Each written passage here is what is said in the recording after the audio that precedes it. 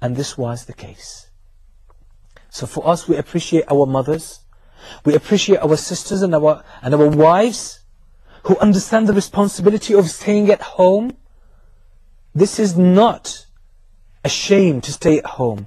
Now these people who always say, who repeat what they hear, especially from the West, and this is part of the intolerant culture that we referred to previously, who repeat the words of people who want to bring destruction to humanity, people who want to push the people away from this beautiful system of Islam. They repeat their words and they say, okay, the Muslim women, are idle. They don't do anything, they just sit at home.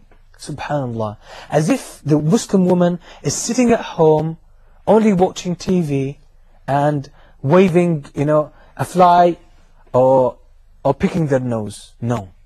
A Muslim woman, when she stays at home, she does a job that is more wonderful than all the women who are working everywhere around the world. What's happening today in the Muslim lands, in the Muslim countries, because they are starting to swallow these attitudes of the West, that a woman should go out and mix with men. She shouldn't waste her life at home. Imagine these vicious, these very tricky words, these very conniving slogans that they repeat, that the Muslim woman is sitting at home and is doing nothing. On the contrary, the Muslim woman is doing the most noble job. She's doing a job that millions of men cannot do. She's doing a job that all the women who are working outside cannot do. Look at what's happening in the Muslim lands today for those who have been affected, who has been afflicted by this vision, by this view on life. The man is working, the father is working, the mother is working, and who the children are left for? They are left for the maid. They bring maids from the Philippines and from Sri Lanka and from other parts of the world. These people, do you know where they come from, these maids? They come from slums. They come from areas who have no education whatsoever. They come from areas, they have a distorted understanding of this life. They come from areas who are polytheist, who don't believe in the Creator, who worship animals, worship rats, who worship their desires. And then we entrust our children to these people to bring them up.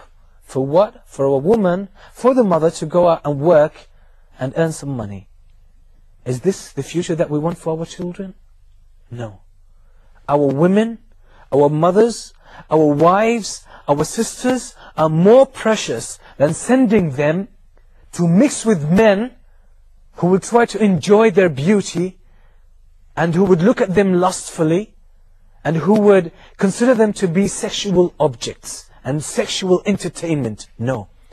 Our mothers and sisters and wives and our cousins and our daughters are more precious than that. When the Muslim woman sits at home, she's actually making history. She's not idle. So anyone who's repeating these words, we say to them, fear Allah. The Muslim woman is more noble. Her mission is more noble. Her achievements are more noble. When the woman sits at home and she raises a wonderful generation, she is making history. She is creating a future for humanity. But the women who go out to work and earn some money and mix with men and lose the beauty of the Muslim woman and lose their chastity and lose their modesty. Now these women are blackening, are making a black and a worse and a dark history for humanity. This is the reality of the situation, and this is how we view this life, and this is how we view the reality of our situation. So this is what Ibrahim said to his son. In the second instance, keep your doorstep. Keep this wife because she's wonderful. Because this is the kind of woman who would look after her house, after her husband, after her children, and bring to humanity a wonderful generation. So please brothers, please sisters, and say to all our sisters and mothers, please do not be fooled. Do not be fooled by these people who are trying to get the Muslim woman out of her chastity. Actually, our enemies know.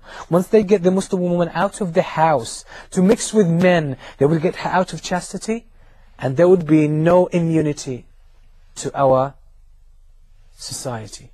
No immunity. to our Muslim communities all around the world. They know they would easily destroy the generations. And you can see now the generations that are coming, unfortunately, even in the Muslim lands. Imagine, we never expected to see Muslim youth making these funky hairstyles, dressing in a pathetic way, in a disgusting way that can... It's totally away from modesty, from beautiful character. This is not a generation that will bring honor to the Muslims. This is not a generation that will carry light to others. Now, there are other events that happened between Ibrahim and his son, and much lessons that are found there. We'll try to get more of them inshallah after we have this short break. So we say stay tuned.